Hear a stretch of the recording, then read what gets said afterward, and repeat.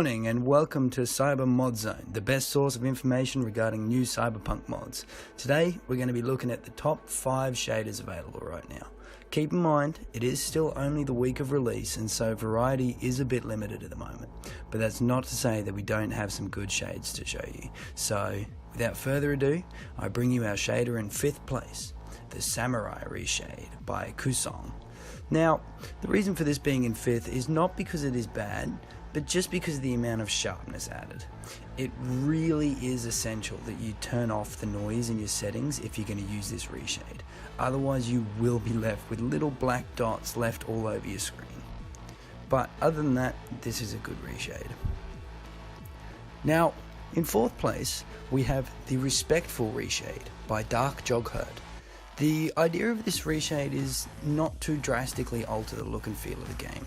It's designed to match as closely as possible to the creator's intentions whilst providing a substantial visual improvement. And I really do think that he has achieved that goal. Now, in the spot number 3, we have the Enhanced Reshade by Sir Gamerio. Now, the purpose of this reshade is to provide an option to those who possess a lower end graphics card, or for those that simply prioritize the frame rates. This reshade pretty much has a negligible effect on performance, and so there really isn't a reason not to get this one.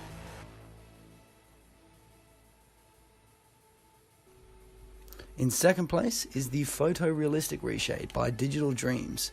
This is another shader that has a small impact on performance, although it is slightly more resource intensive than the previous one. If you really want to get a sharp image without altering the color scheme of the game too much, or without having a huge FPS drop like on some of the other reshades, then you should definitely have a look at this one. And in my opinion, the best shader available to Cyberpunk players so far is the Cyberpunk Autonomous Reshade by Vanguard 1776.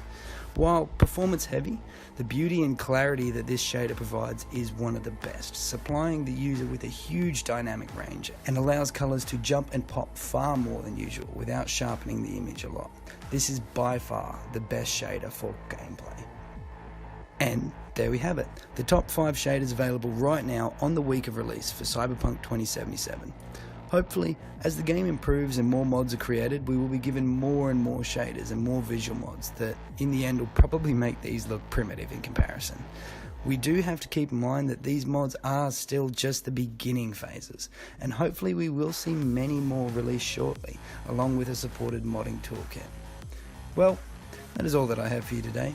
It would be a huge help if you could smash that like button. I am a small channel and every little bit of interaction looks good for the YouTube algorithm, and so I would like to thank you for helping just by watching this video to the end.